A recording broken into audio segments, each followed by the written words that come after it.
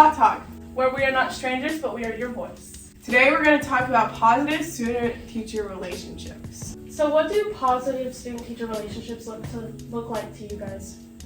Feeling like you can talk to teachers about anything that's bothering you. I mean, they're there to help, right? Yeah. You need to talk to them, they're there. Or even counselors. Being comfortable with your teachers. Being respectful towards your teachers and getting respect in return. Yeah, because if you expect to not give your teachers respect and them to respect you, then treat others the way you want to be treated. So what can you do to kind of form a healthy relationship with a teacher?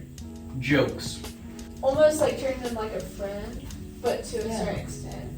Yeah. No, I think they can be friends. But also, they are your superior. Yeah. If you respect them, they're going to respect you. Yeah, I feel like the teachers here are pretty understanding. Yeah, Anyways, you can pretty much go to them about anything, honestly. If they aren't able to handle it, they'll refer you to somebody who can. So has anybody ever ruined their relationship with the teacher? I wouldn't say I ruined it. I would say I heavily damaged it. This one time, you know how teachers used to have those treasure boxes full of toys whenever you had a good day? What grade was this? This was probably second grade. And there was this one car, it was like a military car and it had a missile in the back. And I wanted it so bad, but I was on red marker that day, so I couldn't get it. One of my friends, his name was Zach, he handed it to me because he was on green mark that day. And then Miss Lorla, I love Miss Lorla, she was the best. She stopped me and said, "What's in your hand?" And I went, Heavily damaged your relationship with them? yeah, she looked at me with the slanty eyes every day I exited the class. Did you do anything to fix that? I did, actually. I started being a good student, not getting on red mark. there you go. There you go. So I'm not saying I have a criminal record, but I wasn't a great kid in middle school. I was kind of really bad and kind of disrespectful because I thought it was funny. But afterwards, I would feel really bad. And so close to the end of the year, I would start, doing the right thing. This was 7th grade, of course. But tried my best to do what I could to fix everything, doing work, apologizing, and just not screwing around in class. It was really kind of a humbling experience. But also the teachers and principal were really nice and really supportive, and they didn't hold grudges. And so I was super grateful for that because I was able to change my behavior. So even if you do something wrong and you just apologize, normally teachers will turn the other cheek because they know that you realize that you did something wrong and they want to give you a second chance. exactly.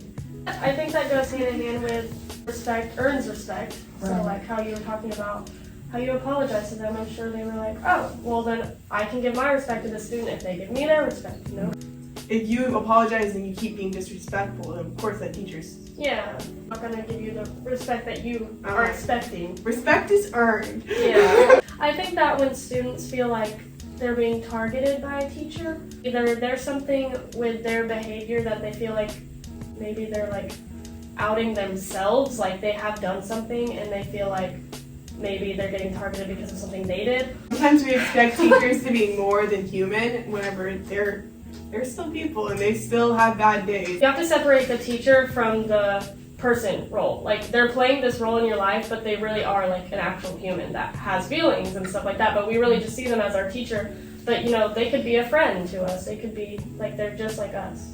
Now, like you were saying, they are humans, so they have highs and lows. They get stressed out a lot too. If you don't do your work, they get behind in grading, and that can really get them in trouble. Especially with the end of the year tests when the kids have to take the finals and stuff, and then these kids just fly through it so fast just so they can get it done, and then the teachers get in trouble for the grades that the kids get on it. I feel like the students don't care and it's hurtful because they care so much. We love you, teachers. Yeah. Wellness tip for today is we want you guys to send an email to one of your teachers thanking them or just tell them that you're thinking about them. And with the end of our fifth podcast, goodbye. Get your grades up, guys.